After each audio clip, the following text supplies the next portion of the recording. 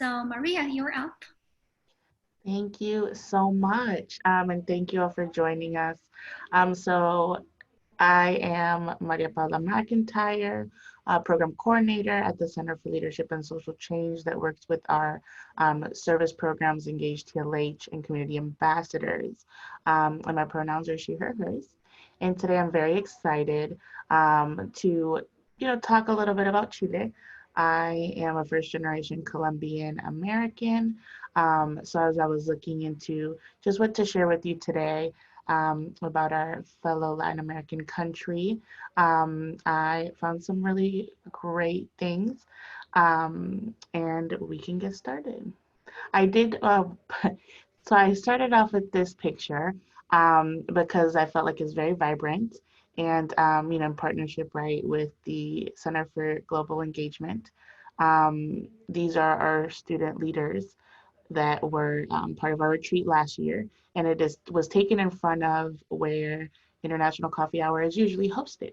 And so I was like, beautiful, beautiful times. So here we go. Okay, so today um, is Chile's Independence Day, which is why we're very excited that we're able to highlight a few things about this country. They refer to it as Fiestas Patrias, also calling it El Dieciocho, so the 18th, right, of the month. And here are a few, I like to just kind of highlight to encourage our own curiosity and learning more about Chilean culture. So it was a Spanish colony until the revolt in 1810. So they are celebrating a little over 200 years of independence. And I've also made sure to include a little video later on, but the cueca is a national dance that took root during the Pinochet regime, which was the military dictatorship of Chile between 1973 until 1990. And it has been adopted by political activist groups and protesters in their demonstrations. So it's a really great piece about how culture shows up and kind of helps people feel united even when it is a time that they were feeling oppressed by the government. Okay, so to the picture here that ended up showing very blurry, but the quick facts of the population, according to the World Population Review, the Chile has a little over 19 million um, people, and its largest city, Santiago de Chile, has a little over 5 million. So relatively, as you can see here, that it is so I like to compare, right, like the globe and then where the location on the globe is. So you can see in South America, it is that very thin, long country that is teal, I believe, um, next to Argentina, by Peru and Bolivia, and so it's highlighted on the right.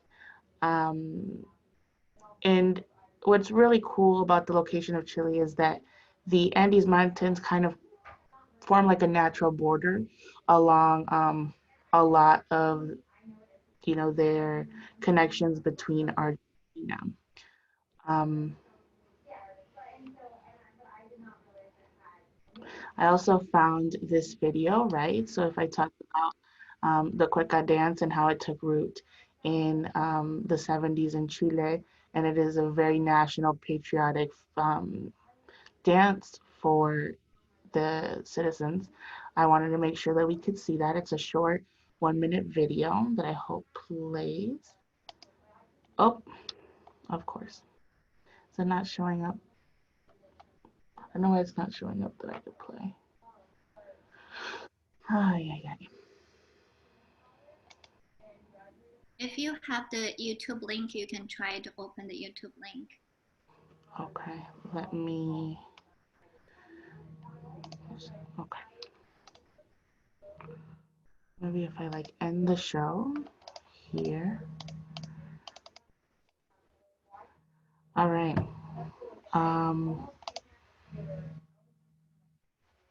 Okay. I will open up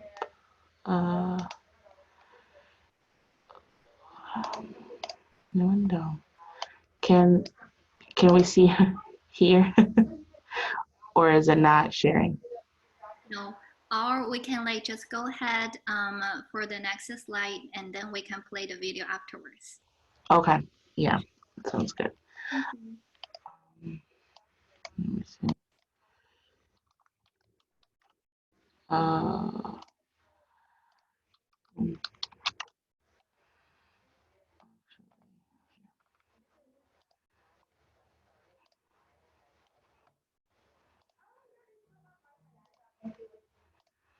Okay, we will watch this video after.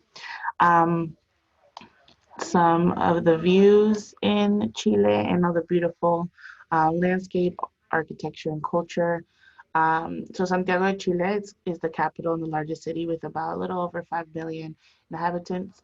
And it is home to neoclassical art and structures. So two landmarks being the 1808 Palacio de la Real Audiencia, and it houses their National History Museum, as well as the 18th century Metropolitan Cathedral. So this is a collection of pictures in the city.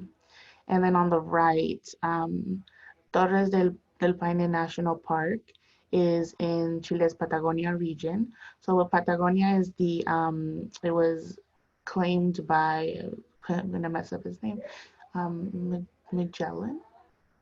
I'm sure I said that wrong. And it is the southernmost part of South America, right? So the Patagonia is between Chile and Argentina. They share that. And so Torres del Paine National Park is known for its grasslands, glaciers, and mountains.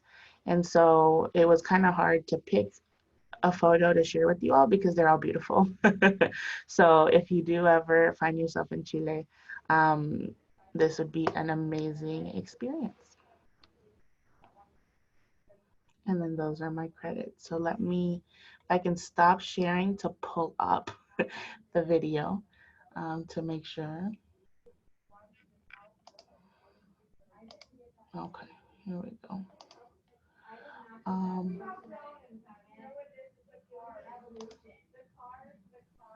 Maria, or we can like, if you don't mind, to post the video link to the chat so everyone can have that link afterwards and they can watch it.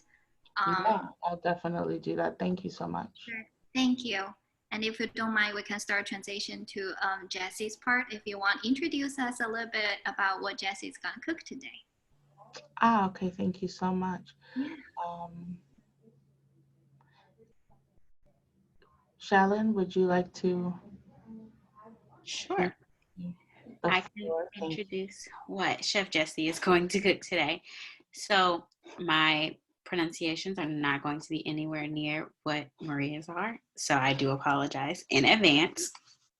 But we are going to make Pastel de Choclo, and I'm certain that I said that wrong, but it is a Chilean dish, and it's comprised of beans and corn, which makes sense for the region and what was regionally grown there. And it's something that is seemingly pretty popular from all of the research that I've looked at because the ingredients are readily available. And with shopping in American grocery stores, it would be relatively inexpensive to make. All right. Okay. So thank you, Chilean. And let's go ahead, transition to Chef Jesse. Hi, Jesse. Hey, how's everybody doing today? Welcome to the Globe Kitchen. Today I'm going to show you how to make Pastel de Choclo. And Charlene, I think you pronounced it just right. That sounded great to me. This is a comfort food in Chile. You can get it in a restaurant. People make it at home. There's all types of small variations with it, but basically, pastel means cake, and choclo is a certain type of field corn that's grown in South America, particularly in Peru and Chile. And so really it's like, to me, it's like a corn pie. It's not really a corn cake so much, but I kind of think of it as kind of a, you know, along the lines of like a shepherd's pie. So you have a meat filling with a starchy kind of delicious topping that gets baked and nice and crusty. And the corn that we're going to use, we don't have choclo corn. So we've got just plain old corn, you know, sweet corn. And then I've got a little bit of fresh corn here. I'm going to show you how to shuck fresh corn and use that too if you're going to use fresh corn.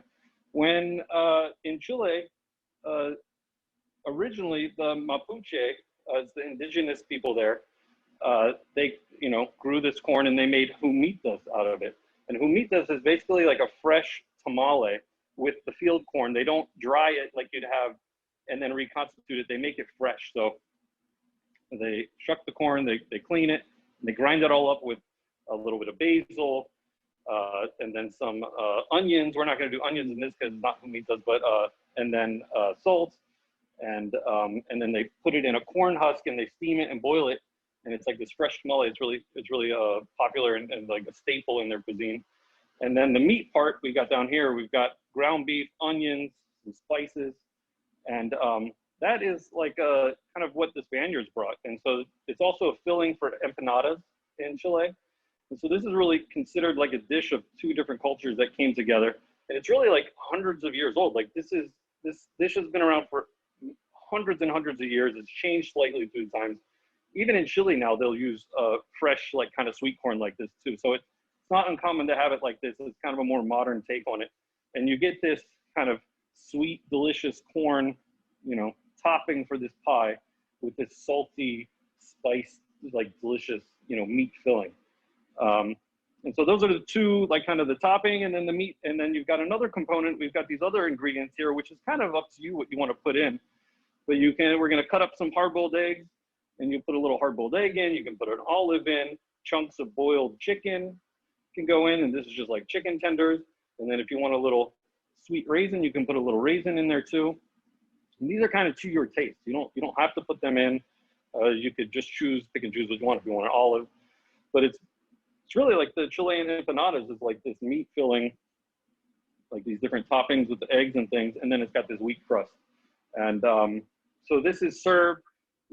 Today we're gonna put it into a casserole dish, so it's like a casserole.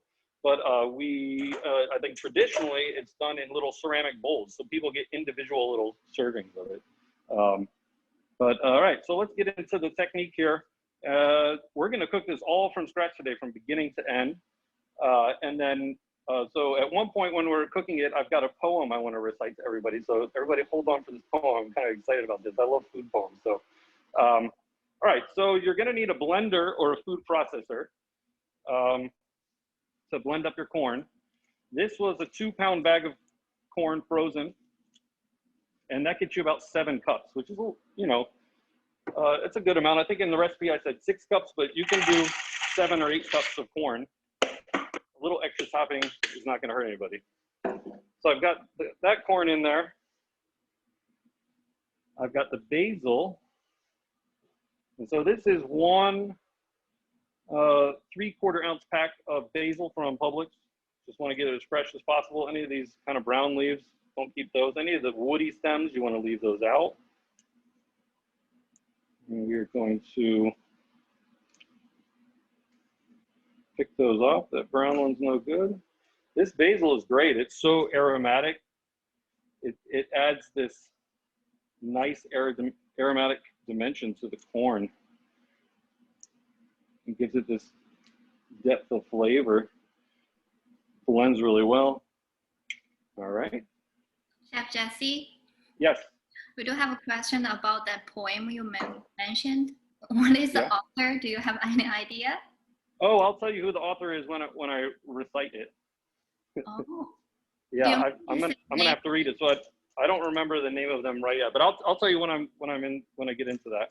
Gotcha. All right. So since we're using sweet corn right here, one thing I'm gonna do to adjust this recipe is I'm gonna add some dried ground cooked corn. So we used this last week when we did arepas. It's just a white corn that's been cooked and ground up. And so I'm going to add some of this to make it a little bit more starchy, because choclo isn't as sweet as the sweet corn. And I kind of want it to be a little more starchy. So I'm doing this. You don't have to do this though. It would work with just sweet corn. But I do want my topping to be kind of a little bit thicker too. Like the sweet corn is so juicy. I think it's really going to benefit from the ground corn in it. All right, so Laura, if you want to come right over here. Sorry, I'm going to jump back in this direction. If you want to do fresh corn on the cob, that is, you know, particularly in the middle of the summer when we got corn, you can get, you know, 5 ears of corn for $1 or something. You get about a cup of corn per ear, and you want to shuck it and get it all clean, get all these little silks off of here. And then you put it in a bowl like this and get a nice sharp knife, and then you can just cut down the kernels and just ride it right along the cob there.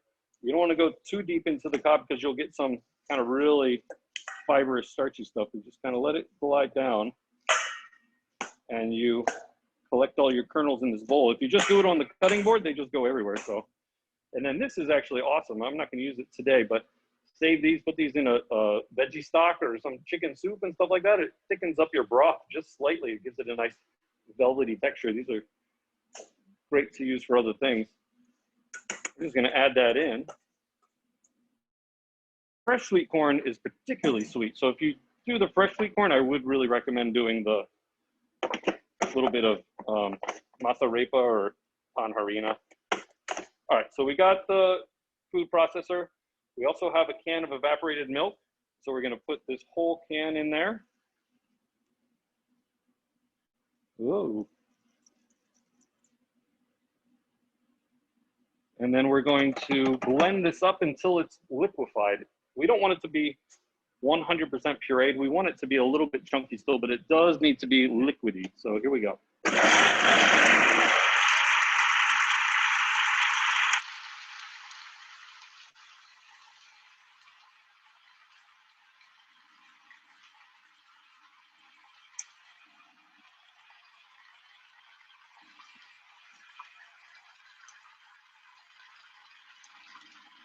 Jesse, I do have a question. Can you hear me clearly?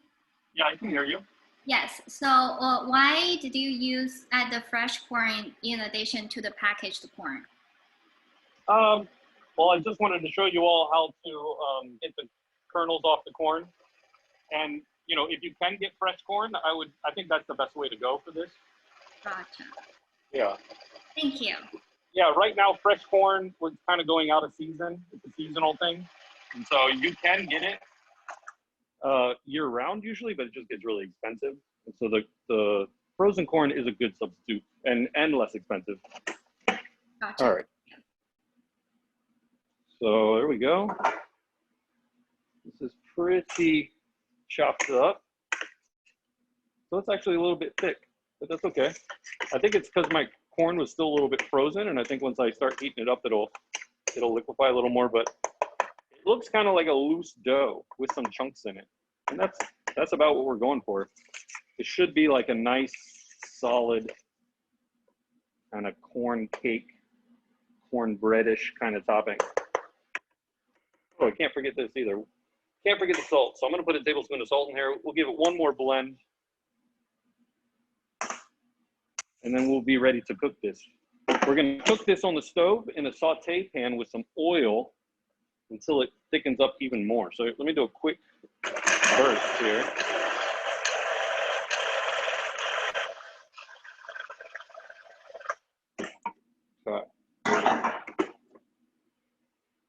All right, over to the stove here, Laura. I've got my pan. It's been preheating, but I'm going to turn it up to about a medium-high heat. I'm going to do a couple tablespoons of oil, maybe 3 tablespoons there.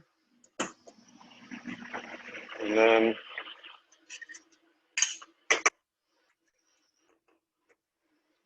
here. We're just going to get this right into the pan.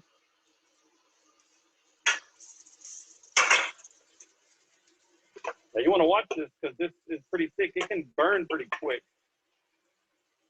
You want to stir it pretty often. You don't have to stir it constantly. So once it all heats up, you can turn down the temperature to medium, low, medium, and kind of cook some of this moisture out of it.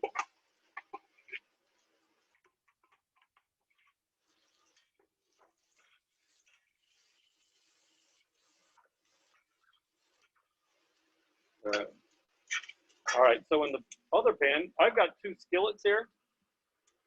I think this is the easiest way to get this, both these components cooked well is in a skillet, but you could do it in a saucepan or like a little mini stock pot or something.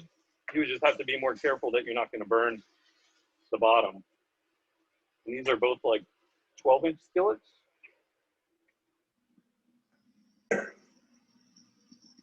Okay, so the other pan we're going to get up on about a medium-high heat too. We're going to add a couple tablespoons of oil. There we go. And we're going to sweat our onions. This is 1 whole yellow onion, probably about a ½ pound. It's actually kind of a lot of onion for just one. For this dish, it should have a good portion of onion in it.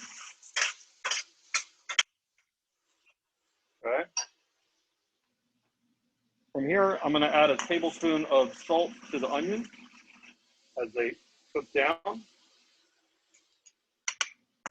It's okay if these onions turn brown when you're cooking them. We don't want them to burn. We don't want them to turn dark brown. But if they turn light brown or get a little toastiness to them, that's okay. They can be kind of cooked on a higher heat, medium high, medium. All right, so you see what's happening is it's forming a skin down those, so that'll burn fast. So you do need to come back and stir this.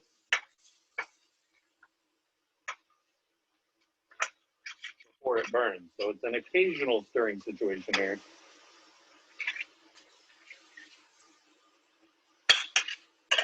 And then I might turn down the temperature there too. Okay.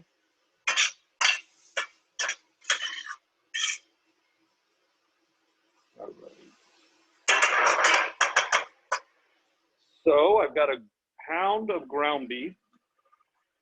You want to get the lowest fat ground beef you can get. I got this at Publix. It's 93% lean protein and then 7% fat. So this is about the leanest I can get at Publix, and I got just 1 pound. And then I've also got a little oregano, cumin, and paprika. Chilies in Chile, they call them ají. And so this is most similar one that we can get here in town. It's not spicy. It's just got a nice kind of sweet, aromatic, you know, and toasty flavor once it cooks up in the pan. And it adds really nice depth to the flavor and a good background for the oregano and the cumin. It all blends together really well.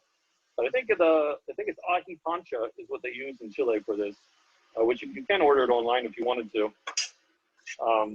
This dish is also popular in Peru, but in Peru, I think they do an ají amarillo. It's like a yellowish kind of chili, and it's spicy. There's one chef I saw on YouTube, he was just laying in the chilies. I was like, man, this thing is going to be spicy. And in Chile, I don't think they like it spicy. So, you know, it might have been just that chef's personal taste too. I don't really speak Spanish, but I watch lots of Spanish cooking videos, so I can follow along somewhat, but I kind of miss some of the details sometimes.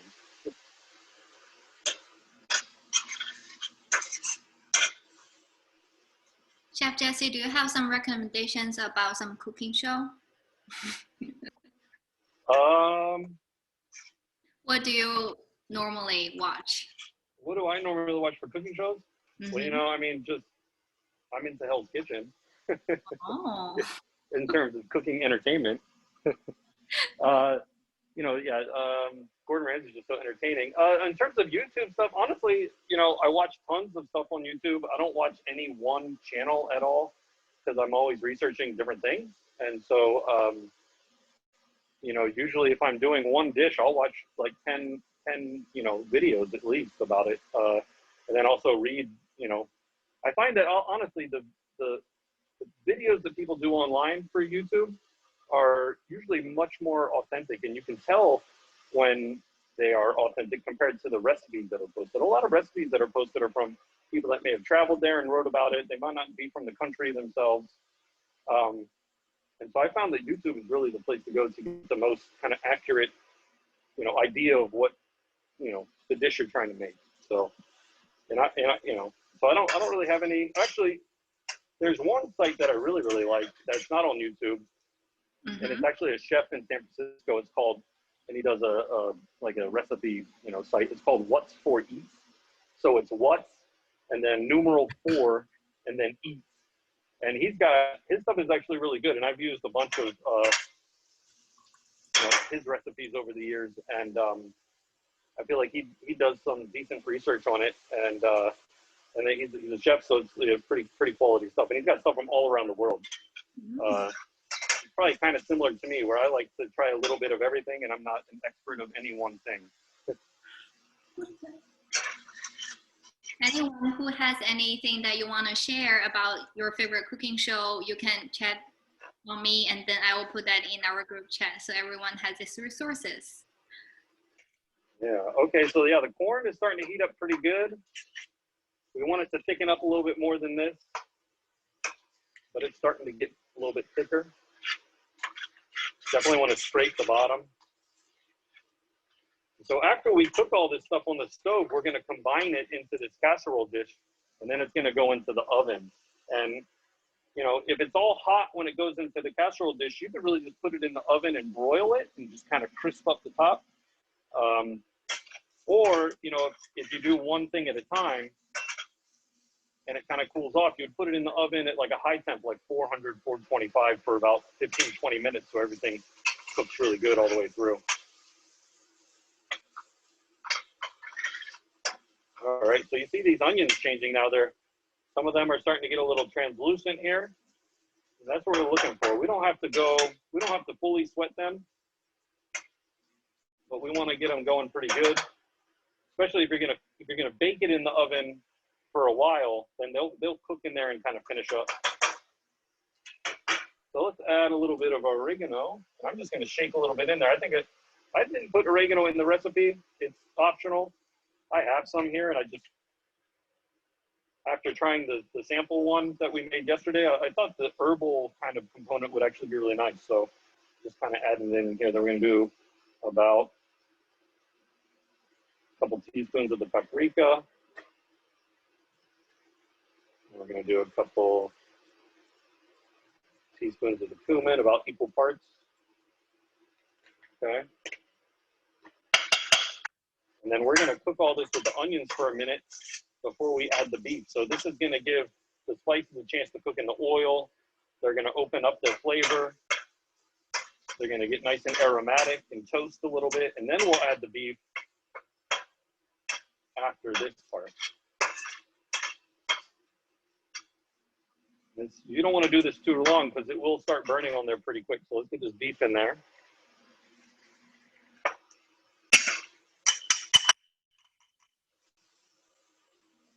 Yeah, the beef is so red. It's very little fat in here. If you get a beef that has a lot of fat, that fat when it cooks separates out, and you're going to get a very greasy casserole. You don't want a greasy casserole here. If you do get a higher fat beef and you cook it like this, you want to drain that fat off before you build it in your casserole. I mean, you could do it with higher fat beef, but just adds another step. Now we're going to chop it up until it gets minced up really good. And we're going to stir it around so it gets a little toasty, a little brown there. And let's keep doing this. Oh yeah.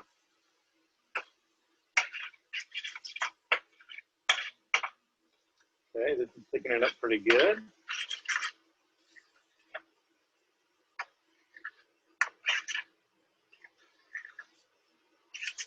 So now, since we posed that question, we have some replies about their favorite cooking show. So, oh, nice. Yeah, someone said like Master Chef and Master Chef Junior. Yeah. And Master Chef Junior is crazy. I can't believe those kids. Also, Chef John's from All Recipe. Very Have nice. you know about Chef John, Jesse? No, I do not. I will have to check that out. Yeah, Joshua has been like recommending everyone to watch this since it has an all culture food. Thank you. Awesome, thanks. All right, so the beef is got a little brown there. And so at this point, we're gonna add about a half a cup of water just to get everything cooked down, and the water is gonna help get all the spices and all the flavors into the beef. It's all gonna cook together. And we're gonna go and try to cook most of this water out of it. So we'll leave a little bit of sauce at the end, but we don't want it super saucy. All right, so I turned it, let's just leave it on about a medium there. Okay.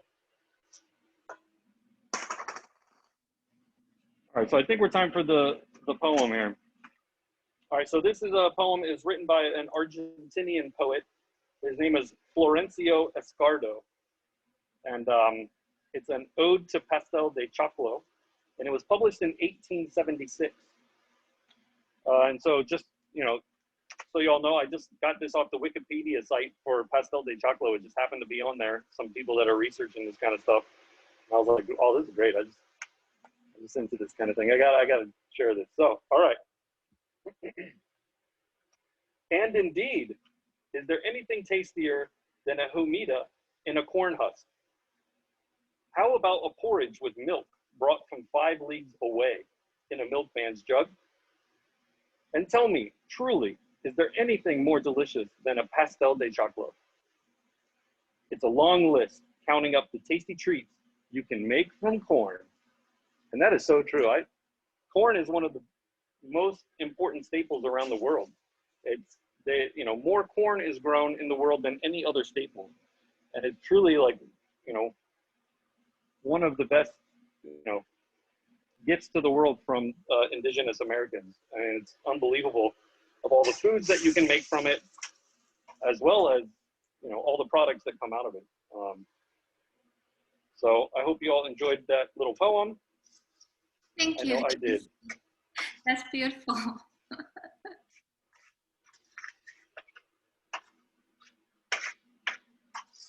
Okay, so I'm gonna turn this up on high. Get all that meat cooked. We got a couple little red spots in there. And this is really starting to thicken up pretty good. Let's kind of smush it down and get as much surface area contact with the pan as possible.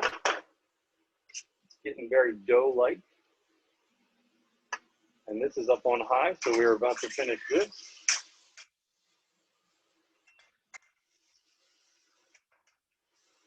Okay. Oh no, sorry. I got some that I was cooking earlier in here, and they're starting to get a little brown. I'm gonna pull them out a little early. Okay, so that's looking good. Let's come back over here, Laura, and we will assemble our pastels. So first off, if you're gonna use a casserole dish, we're just gonna do a little quick pan spray. You can just do oil if you want and brush it around. I'm gonna grab a little bit of the corn.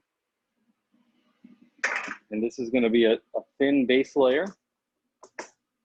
So this is like the bottom crust somewhat here.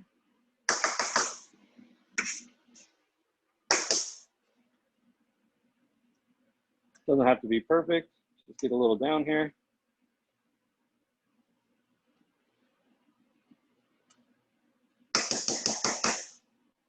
Okay.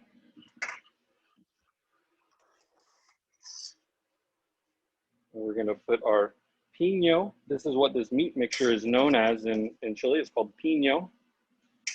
And this is gonna go all on this top of that layer. And we are just gonna let that juice kind of go in there. Spread it around a little bit. Oh, that smells great.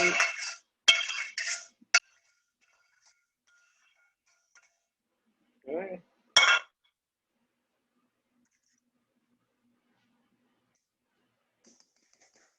So the next step is we're gonna put a couple olives around. We're gonna do our special kind of toppings here.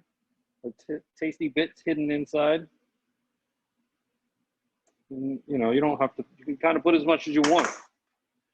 And the chicken, I saw a bunch of people did this chicken in here, so I was like, you know, that seems like a thing. And so the chicken, I just boiled it in a little bit of salted water. And these were actually little chicken tenders. You could do tenders, chicken breast. I mean, you could even do a fatty part like the legs or the thighs, that's fine too. It's kind of up to your taste. Kind of nice because the ground meat is so soft, and then the corn topping is soft too, and so you're going to get some nice chunks, something to like sink your teeth into. You can see texturally how that would be nice. And then yeah, we got raisins too. You could do golden raisins. Just going to pop a couple raisins in here. I'm going to go light on the raisins, so you get a little surprising little sweet bite here. And then some hard-boiled eggs.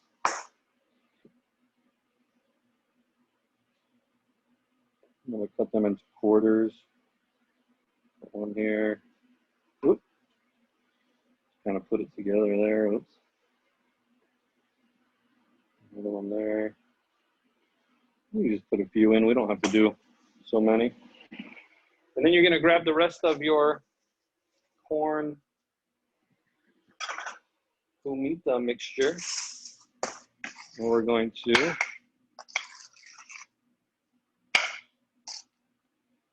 put it on top.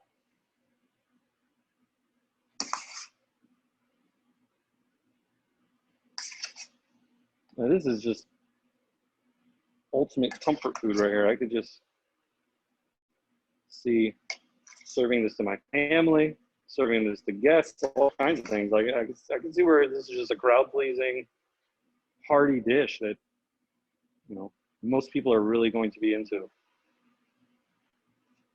Fairly inexpensive. And yeah, just a very, very popular dish in Chile too. Like definitely in the top 10 of dishes there.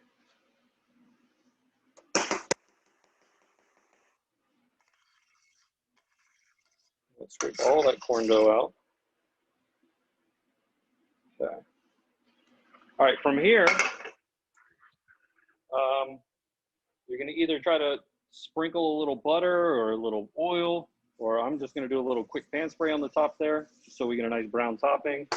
And then a lot of chefs, I don't know, chefs just tend to overdo things too, but people might do this at home, but they'll take some sugar and sprinkle sugar over the top, and so you'll get this crusty, sugary topping on there as well. I'm personally not into that, but I can see where, you know, if you're going for a decadent kind of, you know, dinner, that would be something that you could do. But so at this point, we're gonna pop this one in the oven, bake it for about 20 minutes at 400 degrees. And that juices are gonna bubble up. It's gonna get brown on the top and sides. Ooh, that's even hot. So maybe it's so hot actually, because I cooked it so, like maybe in 15 minutes, you know, because this heat is gonna, all those little ingredients we put in, that heat from the dish is really gonna heat it up. So you could even just broil this one, honestly, and it would turn out great. Let's pop it in here. Okay. So I cooked these in some bowls earlier, and they were kind of left in there a little bit too long as I got going on the demo.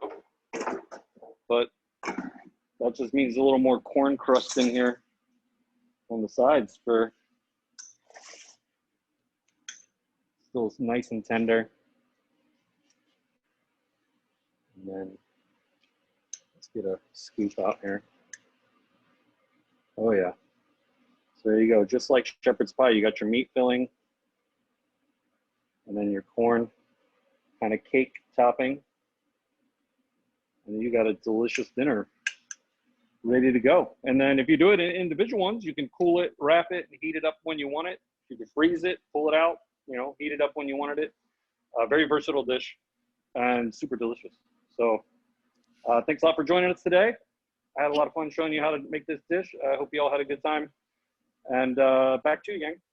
Thank you, Jesse. That's a great dish. Thank you. And thank you for the sharing of the poem. Yeah, of course. Bye, everyone. Good. Thank you.